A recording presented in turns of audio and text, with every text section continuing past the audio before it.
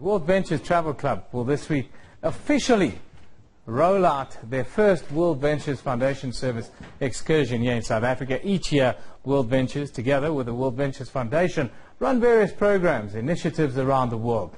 Tomorrow, approximately 50 Southern African-based volunteers will participate in making a difference at grassroots level, working with Botshabelo, a charity that's based in Midrand.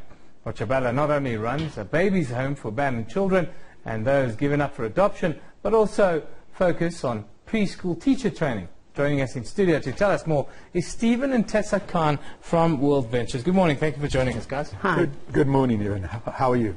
Very good today. Very good. It's midweek and the cricket starts tomorrow, so, you know, I'm happy. Wonderful.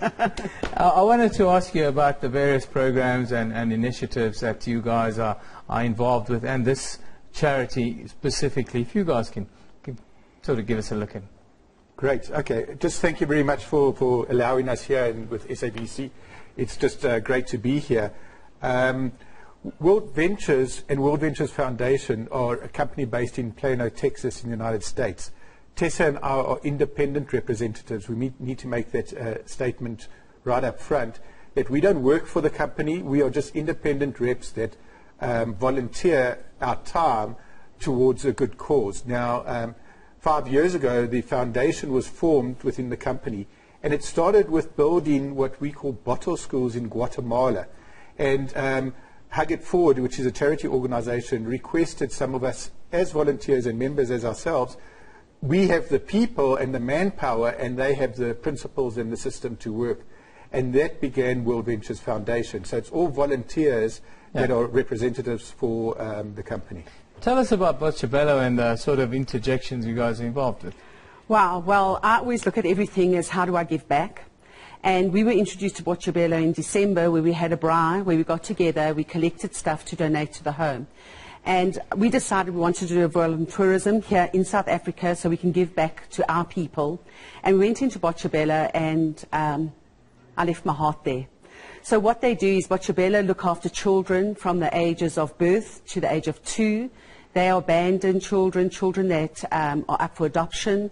So they do a lot of that work. And I said to them, how do we give back? And they said, well, we've got another arm that actually helps uplift and educate children from the age of 6 months to 6 years.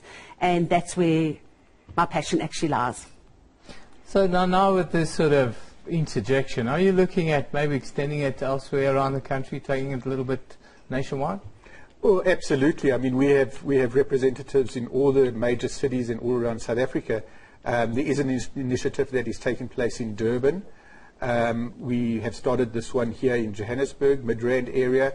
There's one that started in Zimbabwe last year because we're located there as well. So yes, we'd love to extend this further around South Africa. However, we've at the moment identified 14 schools that are part of the teacher training program.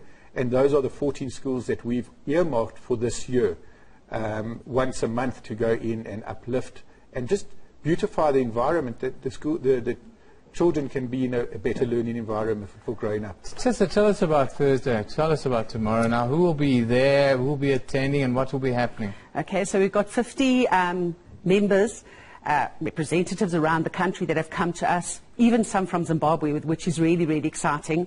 We're all going to meet up in Midrand. We're going through to Botshabelo. What we're doing is we are building and painting and doing kitchens and all sorts of things.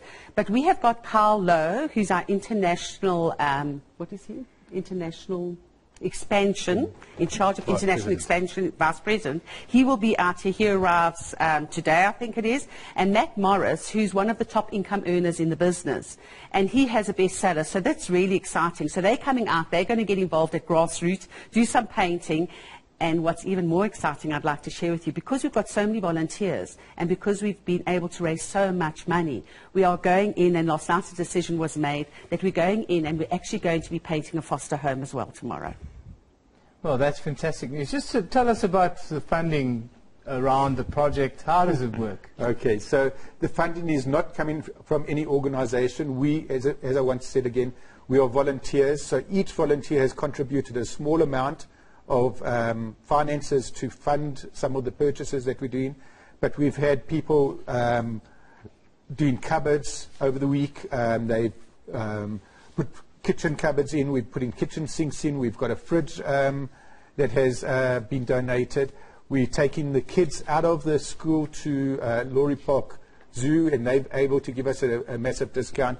And it's just amazing how giving people are when you actually put this out into the nation. It's just so heartwarming. Fantastic, and it's a fantastic, and all the success tomorrow. It's a real fantastic initiative, and hopefully you guys can take it around the country and really make a difference.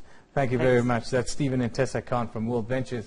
Of course, they're involved with Botshabelo, and they are doing fantastic work for the kids in South Africa.